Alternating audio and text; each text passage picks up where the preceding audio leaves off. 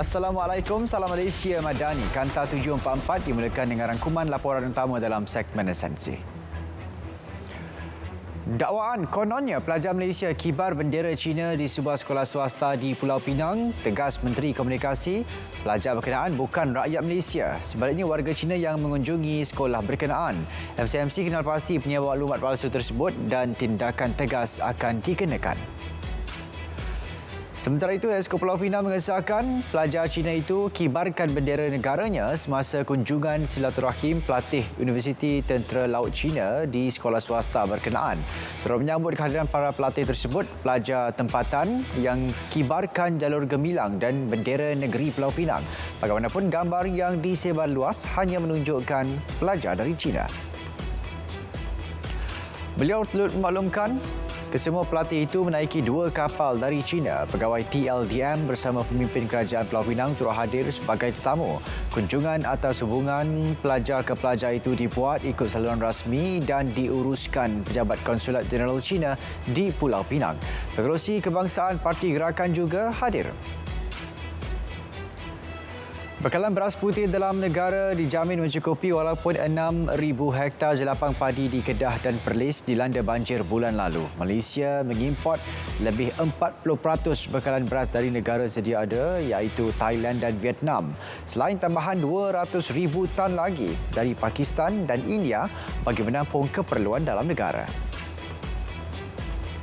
Lebih 11,000 orang hilang kerja setiap bulan. Bagaimanapun, mereka ini dibantu perkeso kerana pernah mencarum.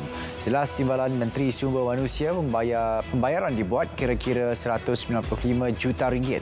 Pekerja diberi allowance selama 6 bulan berdasarkan pengiraan perkeso untuk meneruskan kehidupan dan mendapatkan pekerjaan baru.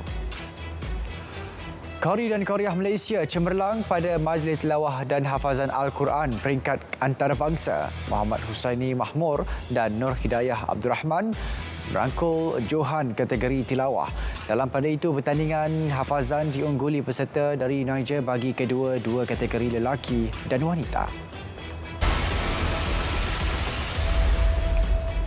Cubaan seluduk 628 kg ketum di sempadan Malaysia-Thailand gagal. Tentera Darat Malaysia mengesan aktiviti itu di sektor kawasan tanggungjawab Brigade ke-6 Infanteri Malaysia.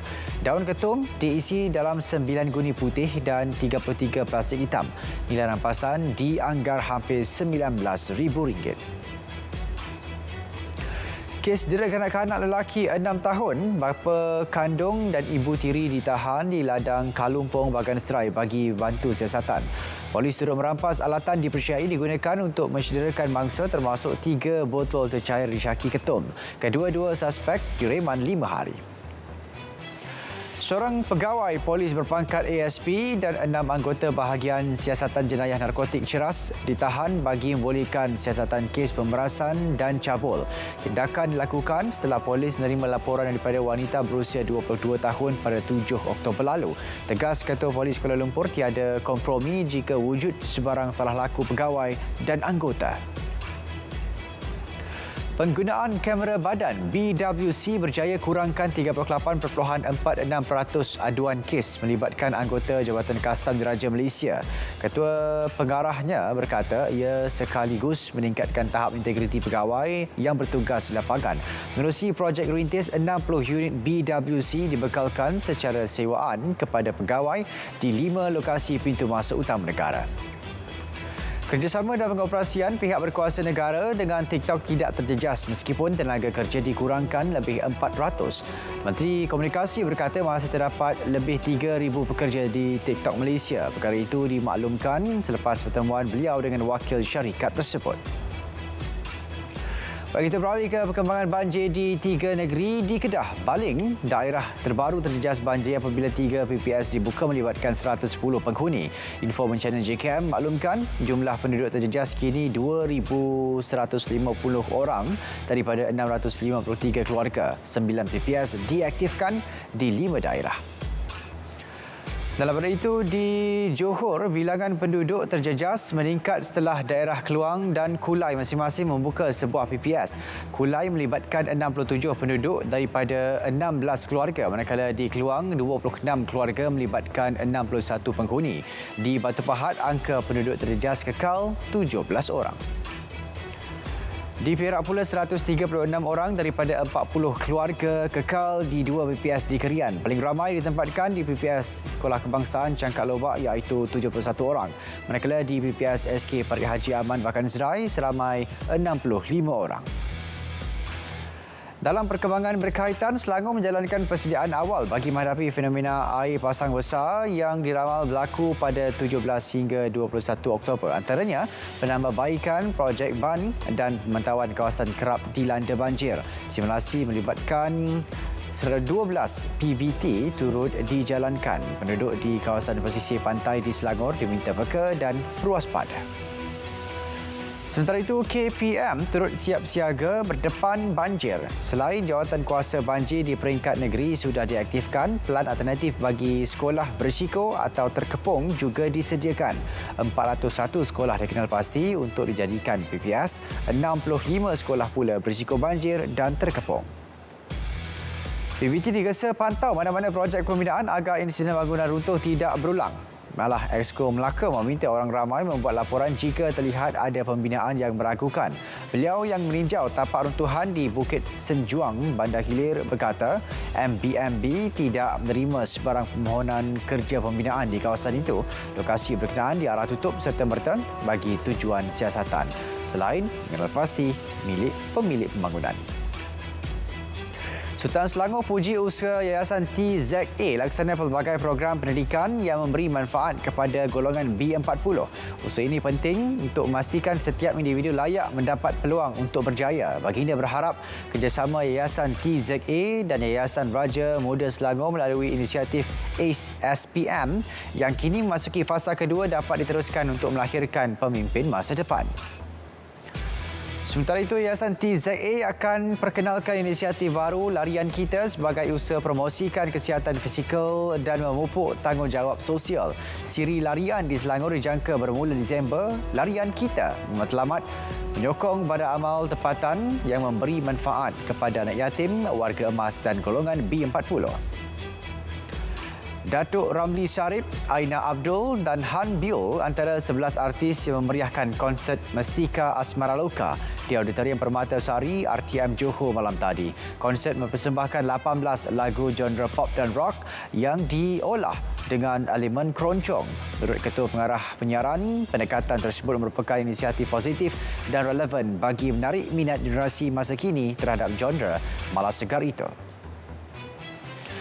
Di Kuantan Pahang, lebih 3,000 warga Universiti Malaysia Pahang Al-Sultan Abdullah dan sekitar hadir ke Malam Gema Insan di bawah langit aman. Berlangsung di Kompleks Sukan Universiti, konsert mengangkat tema keamanan serta mesej solidariti terhadap Gaza. Penganjurannya juga bagi mengutip dana untuk disumbangkan kepada tabung Palestin. Lebih 4.5 juta rakyat menyertai pelbagai aktiviti sukan dan rekreasi di seluruh negara sempena Hari Sukan Negara semalam. Perdana Menteri turut menyeru rakyat Malaysia bersukan bagi sentiasa mengekalkan kesihatan. Penglibatan dalam aktiviti sukan juga dapat mengukuhkan hubungan kekeluargaan dan komuniti. Di Putrajaya, lebih 30,000 penyertaan melibatkan 64 jenis aktiviti sukan berlangsung. Semangat kesukanan yang membara ini dipuji Menteri Belia dan Sukan. Masyarakat digalak terus membudayakan dan merakyatkan sukan menerusi amalan gaya hidup cergas serta aktif ke arah negara bersukan. Hari Sukan Negara turut meriah di sana sini. Di Kedah, lebih 11,000 peserta berkumpul di UUM Sintok. Penyertaan serentak juga melibatkan 12 daerah, 30 segmen sukan disediakan selain anak muda, warga emas dan golongan OKU juga ambil bahagian. Di Cuping Perlis pula, 52 pasukan bersaing merebut kejuaraan dalam pertandingan sepak penalti tertutup Parlimen Padang Besar sempena Hari Sukan Negara. Selain membudayakan gaya hidup sihat dan cergas sepanjang masa, ia mencungkil bakat baru untuk diketengahkan ke peringkat tertinggi. Sementara itu, Menteri Besar Perak menyatakan sukan memainkan peranan penting dalam membentuk identiti bangsa yang kuat dan bersatu. Sukan merupakan jambatan yang menghubungkan rakyat selain mampu menjadi pemangkin kepada perpaduan nasional. Kejayaan dalam sukan bukan hasil individu tetapi usaha keras secara berpasukan. Hari Sukan Negara turut meriah di Negeri Sembilan. Kolaborasi agensi swasta dan kerajaan merancangkan lagi pembudayaan sukan dalam kalangan masyarakat. Esko menyatakan komitmen pihak swasta amat diperlukan bagi menyokong penganjuran acara sukan menerusi menyediakan fasiliti terutama di kawasan komuniti perumahan. Baik di Melaka, Hari Sukan Negara disertai 20,000 peserta membabitkan 43 acara di peringkat daerah dan negeri. 3 acara ikonik diadakan iaitu larian Ria Madani, Night Run dan Family Fun Walk. Melaka komited perkasa program bangunan sukan secara inklusif bagi melahirkan masyarakat sihat, aktif dan sejahtera. Ringgit dijangka diniagakan berhati-hati serta kekal tidak berubah berbanding dolar Amerika minggu depan. Ia susulan kebimbangan terhadap ekonomi China dan risiko geopolitik.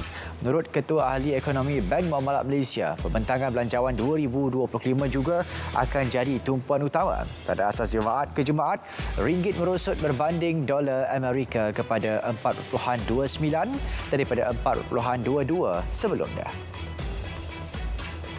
Dalam hari itu, kontrak niaga hadapan kadar tawaran antara Bank Kuala Lumpur 3 bulan di Bursa Malaysia dijangka kekal lenggang minggu depan. Kontrak itu tidak diniagakan pada minggu yang baru berakhir. Kedua-dua jumlah dagangan dan kepentingan terbuka kekal pada tahap sifar. Pada penutup perdagangan, kontrak bulan semerta Oktober, November dan Disember 2024 serta Mac 2025 kekal pada 96.45.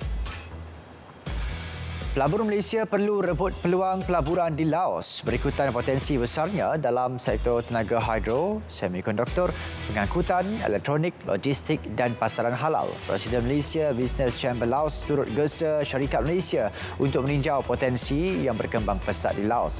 Jelas beliau sepanjang 16 tahun berada di Laos, menerusi ASEAN 2024 itu telah melaksanakan perubahan ketara terutama dalam infrastruktur. Kementerian Luar dan Inspektorat Palestin puji keputusan Nicaragua memutuskan semua hubungan diplomatik dengan negara haram Israel. Langkah itu dibuat sebagai tindak balas terhadap genosid berterusan ke atas rakyat Palestin yang berlanjutan lebih setahun. Dalam masa sama, kementerian itu berpendapat tindakan Nicaragua sebagai tanda tanggungjawab sebagai anggota komuniti antarabangsa mengambil langkah nyata untuk menghentikan serangan berterusan ke atas rakyat Palestin. Dalam hari itu, pemimpin Itali, Perancis dan Sepanyol mengutuk serangan Israel ke atas UNIFIL di Lubnan. Pemimpin itu dalam kenyataan maklumkan insiden yang menyebabkan 4 anggota pengaman cedera bertentangan undang-undang antarabangsa dan kemanusiaan. Mereka menyifatkan serangan itu sebagai tidak boleh diterima dan mendesak agar ia segera dihentikan. 3 negara itu turut menegaskan bahawa semua anggota pasukan pengaman UNIFIL mesti dilindungi.